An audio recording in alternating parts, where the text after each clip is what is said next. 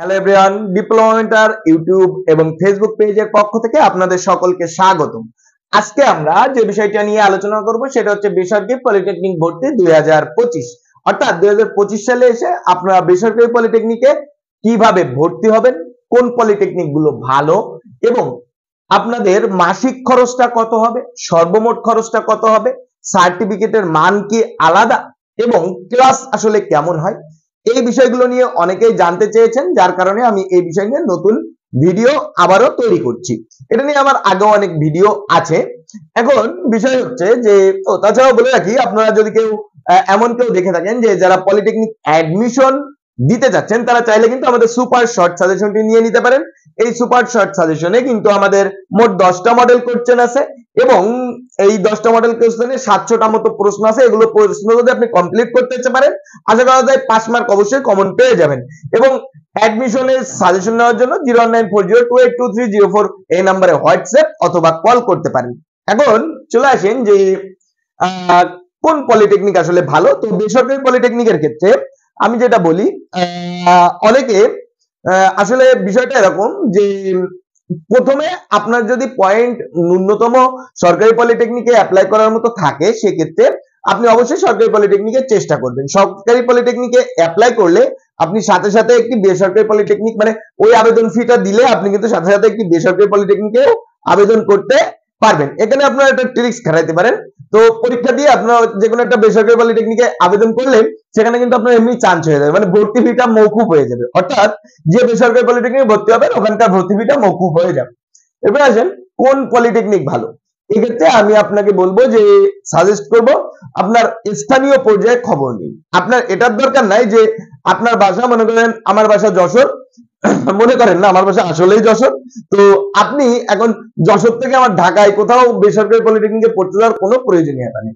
আমি কি করব, যশোরের ভিতরে ভালো কোন পলিটেকনিক গুলো আছে সেই পলিটেকনিক গুলোই ভর্তি হয়ে যাবে, যে কোনো একটাই। এখন আসেন যে কিভাবে ভর্তি হবো, বা যে কোনো একটা মন মতো ইচ্ছা সাবজেক্টে কি ভর্তি হবো? না, মন মতো সাবজেক্টে ভর্তি হবেন না।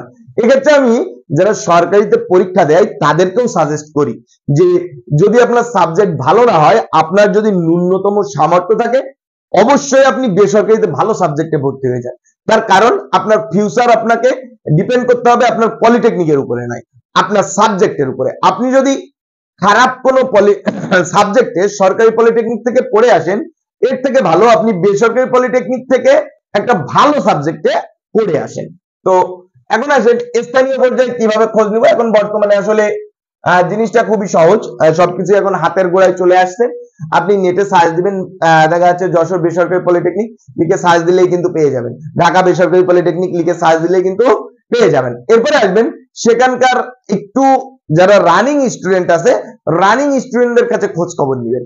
কি খোঁজ খবর নেবেন? যে তাদের ক্লাস কেমন হয়, তাদের পরীক্ষাগুলো কেমন হয়, বা তাদের এনভায়রনমেন্টটা কেমন, এই জাতীয় হচ্ছে খোঁজ খবর নেবেন। এখন প্রত্যেকটা পলিটেকনিকের কিন্তু ফেসবুক পেজ আছে, আপনি তাদের মাধ্যমে তাদের সাথে যোগাযোগ করতে পারবেন।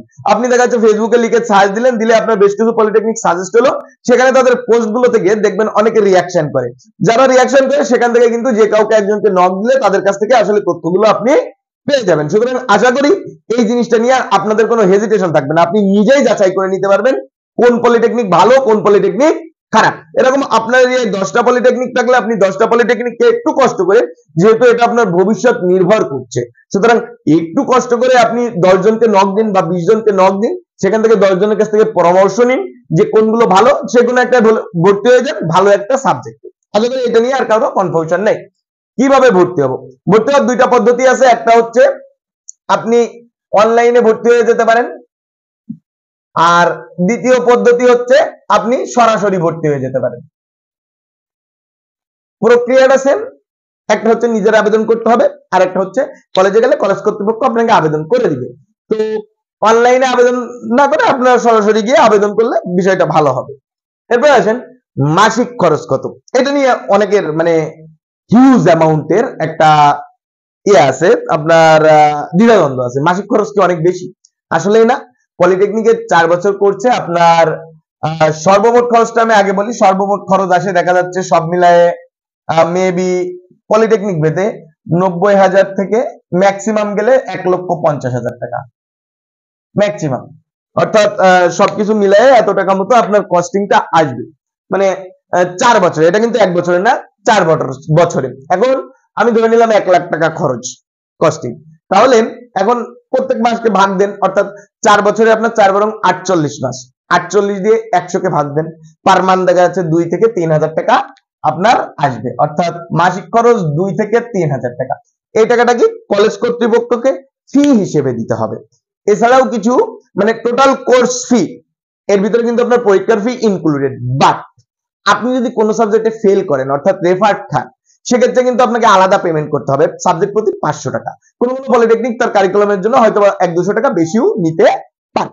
এরপরে আসেন যে এই মাসিক খরচ 2 থেকে 3,000 টাকা, এই এছাড়াও আপনি যদি বাসা থেকে যাতায়াত করেন তাহলে দেখা যাচ্ছে 2-3,000, আর আনুষঙ্গিক কিছু খরচ আছে, দেখা যাচ্ছে আপনার জব রিপোর্ট এই সেই আনুষঙ্গিক দিয়ে দেখা যাচ্ছে মাসে 200-300 টাকা খরচ হতেই পারে, স্বাভাবিক বিষয়। অর্থাৎ বলা চলে যে মাসিক খরচ 3 থেকে 4,000 টাকা হলে আপনার কলেজ খরচটা মিটে যাবে। এখন কথা হচ্ছে এই খরচটা কি একবারে দিতে হবে, এটা অনেকের মনে প্রশ্ন থাকে।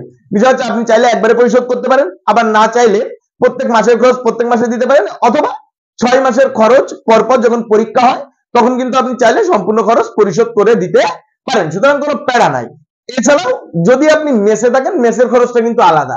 মেসের খরচ দেখা যাচ্ছে অ্যারাউন্ড ইন যশোরে, আমি যশোরের কথা বলি, যশোরে এখন মেসে থাকতে মাসিক দেখা যাচ্ছে 3 থেকে 5,000 টাকা মতো খরচ হয়, 3 থেকে 5,000 টাকা মতো খরচ হয়। এখন বিষয় হচ্ছে যে আপনি কি 3 থেকে 5,000 টাকায় খরচ করবেন, তো যদি সেটা করেন সেটা আপনাদের, তাহলে আমি মনে যদি 5,000 খরচ করেন তাহলে 5 আর 3 8,000 টাকা হইলে আপনার মাসিক কলেজ প্লাস আপনার খরচ মিটে যাবে।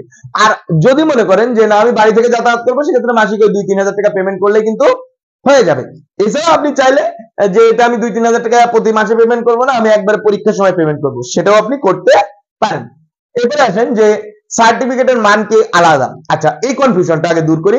প্রথম কথা হচ্ছে সার্টিফিকেটে কোনো কলেজের নাম উল্লেখ থাকে না, অর্থাৎ বাংলাদেশ কারিগরি বোর্ড একটাই, যত পরীক্ষা হয় সবগুলো পরীক্ষা সারা বাংলাদেশে একই সাথে একই সময়ে একই প্রশ্নে পরীক্ষা হয়, এক্সেপ্ট আপনার এই যে রিসেন্ট কিছুদিন আগে আমি আমার ইতিহাসে দেখা এবং পলিটেকনিক ইতিহাসে প্রথম এই গোপালগঞ্জে একটা পরীক্ষা হয়েছে আপনার, শুধুমাত্র গোপালগঞ্জের 2টা পলিটেকনিকে পরীক্ষা স্থগিত ছিল, আর সারা বাংলাদেশে পরীক্ষা হয়ে গেছে। ওই 2টা অবশ্য পরবর্তীতে আবার ডেট দিয়ে দিয়েছে, আমার ইতিহাসে দেখা এটা প্রথম। তো আপনাদের বলি যে এটা নিয়ে কোনো ইয়ে নেই, এটা হচ্ছে সাময়িক অস্থিরতা। আর সার্টিফিকেটের মান যে বিষয়টা নিয়ে বলছিলাম, সার্টিফিকেটের মান কখনোই আলাদা না, যেহেতু কলেজে নামই উল্লেখ থাকবে না, সেহেতু কিন্তু আপনি যদি কাউকে আপনার মার্কশিট না দেখান তাহলে কিন্তু সার্টিফিকেট দেখে আপনি যদি তাকে না বলেন যে আমি সরকারি পলিটেকনিক না বেসরকারি পলিটেকনিক থেকে পড়েছি, তার কিন্তু বোঝার কোনো উপায় নাই। তো সুতরাং বলা যায় যে মান আলাদা না, এখানে এটা ডিপেন্ড করছে আপনার লেখাপড়ার উপর, অর্থাৎ আপনি আপনার লেখাপড়ায় আসলে কতটা মনোযোগী। আপনার লেখাপড়ায় যদি ভালো মনোযোগী হন, সেক্ষেত্রে কিন্তু এরপরে আপনার চাকরি পাওয়া অনেক সহজ, আর যদি মনোযোগী না হন তাহলে কিন্তু আপনি সরকারি থেকে পড়লেও যা, বেসরকারি থেকে পড়লেও তাই। এবার আসেন ক্লাস কেমন হয়। এই যে ক্লাস কেমন হয় এই বিষয়টা জানতে হইলে আপনি অবশ্যই আপনার যে পলিটেকনিকে ভর্তি হবেন সেই পলিটেকনিকের রানিং স্টুডেন্টদের কাছে জিজ্ঞাসা করবেন যে আসলে ভাই আপনাদের এখানে ক্লাসটা কেমন হয়, তারাই সব থেকে বেস্ট অ্যান্সার দিতে পারবে। তবে বেসরকারি পলিটেকনিকে ম্যাক্সিমাম জায়গায় মোটামুটি ভালো ক্লাস হয় আমার জানা মতে, তবে কিছু কিছু জায়গায় হয়তো বা কম ক্লাস হতে পারে, বা এরকমও হতে পারে ক্লাস হয়ই না, এরকমও হতে পারে। তো সুতরাং অবশ্যই ভর্তি হওয়ার আগে খোঁজ খবর নিয়ে সবকিছু জেনে শুনে তারপরে ভর্তি হবেন। আশা করি বিষয়গুলো বুঝতে পেরেছেন। ধন্যবাদ, ভালো থাকবেন, সুস্থ থাকবেন।